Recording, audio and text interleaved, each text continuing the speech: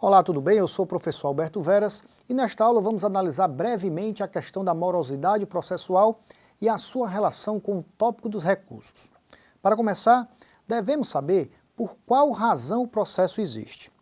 Em um momento anterior da sociedade, não havia a figura do Estado organizado e nem a imposição coercitiva das regras de conduta social. Era cada um por si e vencia o mais poderoso, fazendo predominar assim a autotutela. No entanto, com o desenvolvimento social e o surgimento do Estado, surgiu a necessidade de criação e aplicação de regras de forma coercitiva e imparcial para solucionar os conflitos entre as pessoas, e é essa a origem do direito processual.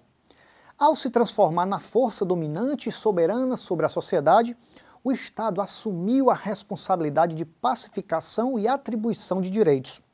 Assim, o direito processual civil tem como objeto de estudo a forma do Poder Judiciário prestar a tutela jurisdicional a partir do conflito de interesses que existe entre duas ou mais pessoas. O processo é o exercício da jurisdição. A morosidade processual, porém, é um problema presente na estrutura judiciária brasileira e se relaciona à lentidão do próprio sistema, ao excesso de demandas, à carência de estrutura e aos prazos processuais, bem como à quantidade de recursos existentes. Em resposta, a nossa Constituição Federal estabeleceu o princípio da razoável duração do processo, que assegura, logicamente, a todos a razoável duração do processo e os meios que garantam a sua celeridade. O estabelecimento de um novo Código de Processo Civil em 2015 procurou superar as falhas do sistema processual anterior, considerado excessivamente moroso e complexo e com vários dispositivos em desuso. Assim, o fundamento principal do CPC de 2015 foi a busca pela simplificação do sistema processual civil como um todo, inclusive em relação aos recursos, considerados como grandes responsáveis pela lentidão. E o que então seriam os recursos? O recurso é um meio processual voluntário que viabiliza, dentro do mesmo processo, a reforma ou a invalidação, o esclarecimento ou a integração de uma decisão judicial. Assim, as suas funções principais são provocar o reexame da decisão judicial e a impugnação da decisão recorrida.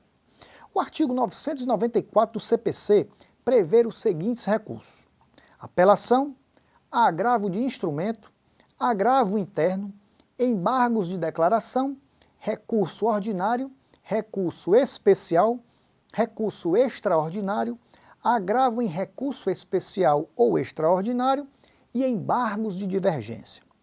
O CPC de 2015 trouxe uma disciplina própria ao tema dos recursos e podemos citar como destaque as seguintes questões. Nem todas as decisões que ocorrem no bojo de um processo admitem recurso, diversamente do regime jurídico anterior.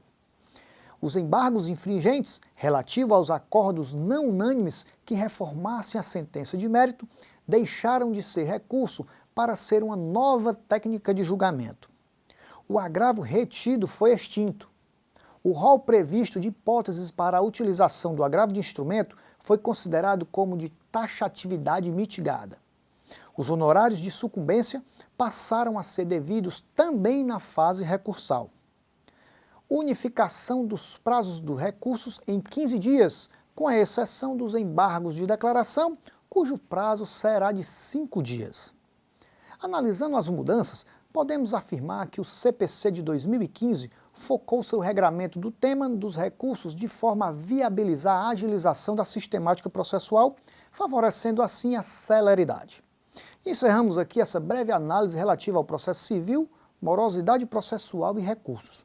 Para mais informações sobre os tópicos aqui apresentados, consulte o material didático disponibilizado em sua área do aluno. Achou o assunto interessante?